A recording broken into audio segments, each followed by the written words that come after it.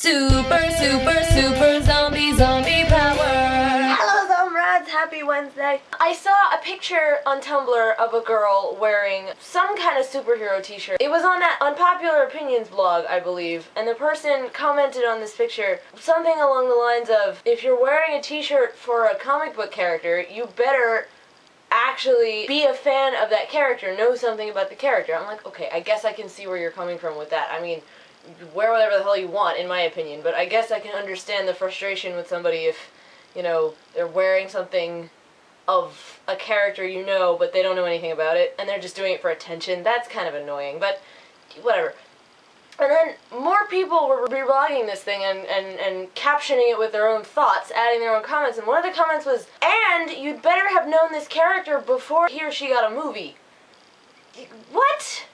No, that's fandom elitism. Why are you promoting elitism? Like, that's just terrible, because if anything, you should be happy that these movies are coming out, because more people are coming into your fandom, more people are knowing about the character that they wouldn't have known about otherwise, because comic books aren't exactly mainstream entertainment. Like, yeah, they're super well known and everybody knows comic books are a thing, but not everybody reads them. Like, I never really was exposed to comics when I was a kid, so I didn't really read any of them. I didn't know any of the characters. I just kind of heard, like, you know, other people talking about, like, Superman and stuff. But I am a huge Marvel fangirl now, and I love Iron Man and Thor and Captain America and all the Avengers and everything.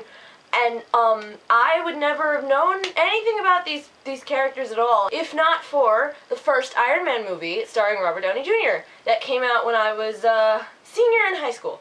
And you know, I went to see that movie just on a whim, and I really, really liked it, and then I just kept watching more Marvel movies. I'm like, this is cool, I want to watch more superhero stuff, and now I just have a thing for superhero movies. I have to go see, like, all of them, and I'm just as much a fan as you are if you're a comic book fan. It's a different canon, and it's been Hollywoodized, and it's more about the spectacle, I guess, than the plot sometimes, but still, like, I don't hate on people who have only seen the Harry Potter movies and haven't read the books. I will jokingly tell them that they really should get on that. Cough, Jasmine, cough. It doesn't matter, because as long as we can share in the fandom, and so what if your perception of the character is a little bit different than mine because I read the books and you've only seen the movies? Doesn't matter, still the same characters for the most part. It's like what happened back when the Star Trek reboot movie came out. Old fans, the old Trekkies that had been around before this movie happened, were like upset that all these new, younger people were joining their fandoms and like ruining them or something with their newfangled reboot canon. And it's an alternate universe for one thing. It doesn't even... It's the same people, but in a different timeline, so it's not even related, and it's not infringing on anything that happened in the original series at all. And besides, TV show was in, like, the 60s.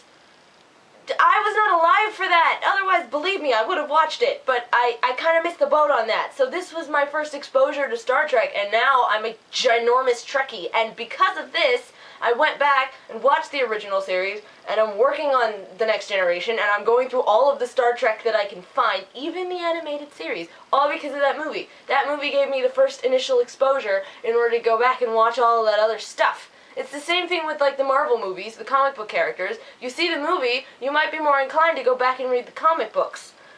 Now, I personally have not yet done that. I have read some of the comics, like, online, bits and pieces, but I know a lot of people who, they saw the movies, and then they went and read the comic books, and now they're, like, super hardcore fans, too. So, you know, it's not a bad thing. It just brings more people into your unless you want to be, like, super exclusive and exclude everybody who wasn't already in it, which is just, why would you want to do that?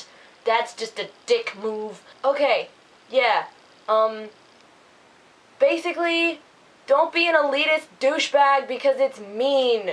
Let people into your fandom, whether they came from the comic books or from the movies, or whether they're young or old or have just started looking into this stuff or have been a fan for their whole lives. It doesn't matter, because fandom is about community and, like, people who like the same things coming together and, like, sharing in their crazy, because fandoms are freaking crazy.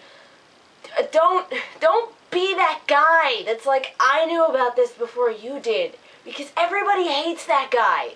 So don't be that guy. Okay? Yeah. Everybody loves everybody in fandom. That's how it should be. Peace, love, geekdom, bye!